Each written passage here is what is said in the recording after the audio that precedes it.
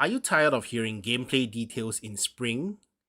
Is your only daily excitement checking the latest Lorcana memes from citizens of Lorcana? Well, the wait is now over. We just got a new gameplay term confirmed and it's related to how you win a game of Lorcana. Stay tuned to find out more.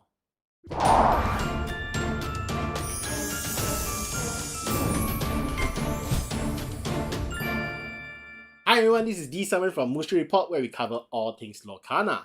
Now, just when I thought we already found out everything we could from last week's Nuremberg Toy Fair, we are getting a final wave of news. If you recall last week's video, Artem from Lorcania.com gave us a video which shows us all the different products for the first chapter, including confirmation that there are damage counters in Lorcana.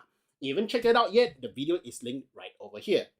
Now, he has also just released clear pictures of the sides of the gift sets, specifically showing a lot of detailed information for Mulan and Hades. Now, Mulan's picture confirms quite a few things for us. First up, she is number 118 in the set. Also, even though you're pretty sure about it by now, Lead by Example is also confirmed to only last for that turn. Aside from that, we also got info on Mulan's illustrator, a clear look at her tracker token, and finally a bit of description text for Mulan which I'll cover later on.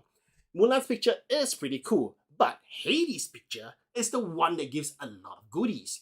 Hades is confirmed to be the 5th card of the set and has the bronze rarity symbol, so which I guess is gonna be a rare? We also got his flavor text and confirmation on who his illustrator is. The information we have so far is pretty cool, especially with the card numbers since it helps me fill up that card table for the first chapter. However, the really cool part is the description for Hades, which reads over here.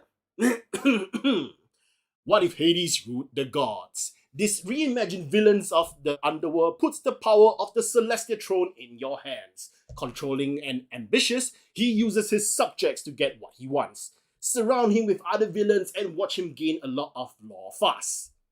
Surround him with other villains and watch him gain a lot of lore. That bit of text looks like a direct reference to his sinister plot ability, which reads, this character gains +1 pip for every other villain character you have in play. That means we finally got one big question solved. The diamond pip shown on every character card has its official name released and it is Lore. To be fair though, many of us in the Lorcana fan community had already made this guess previously since we got the quote from the Dicebreaker article last year, which states that the card represent characters that you put together from your team, that you summon from your Illumina station and you send them on quests to gain lore. Now, even that quote alone already gives us a hint that all along, that is the purpose of this game, which is to gain lore. That's not the only quote we have though. Remember Mulan's description? It hints that as well. Her description reads, a true leader is not one who directs, but one who inspires. The undaunted courage of this familiar heroine spurs her allies to reach for victory and makes others think twice about getting in her way. Assuming Mulan's text is also related to her ability, similar to Hades, the bit of how she spurs her allies to reach for victory should also be related to her lead by example ability, where all your other characters, which are her allies, gain +1 lore distance if she banishes another character in a challenge. That means lore equals to victory. If you want to win a game of Lorcana, you need to subscribe to a game of earning as much lore as you can. And also if you subscribe to the channel, it would be marvelous. Yeah. Now, the big question is how you get yourself lore.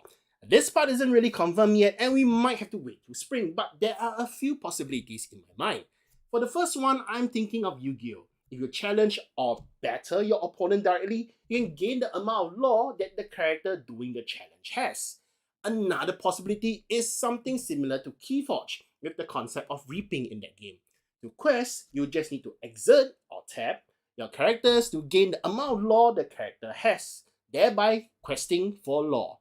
Honestly, both versions are pretty similar. If we assume that you need to exert your characters to challenge, either way, you need to exert your characters to gain lore, which also means that you cannot use that character to challenge your opponent's character.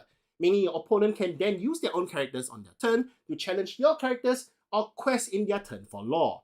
The only difference is the implications it may have on how the characters are supposed to challenge or do better. So it looks like the endgame for Lorcana is to raise your opponent to gather as much lore as you can. where having a certain amount of lore wins you the game. Do note that this bit is currently just speculation with me making an educated guess. We will still have to wait till spring for more gameplay details to come in. Though I must say it's pretty fun to study the cards and text to actually guess what the gameplay will be like. So what do you think about this bit of gameplay terminology news? Do you agree my conclusions? Let me know in the comments below. And if you enjoyed this video, don't forget to give it a like. Thank you everyone for watching. This is D. Simon from Musha Report, signing out.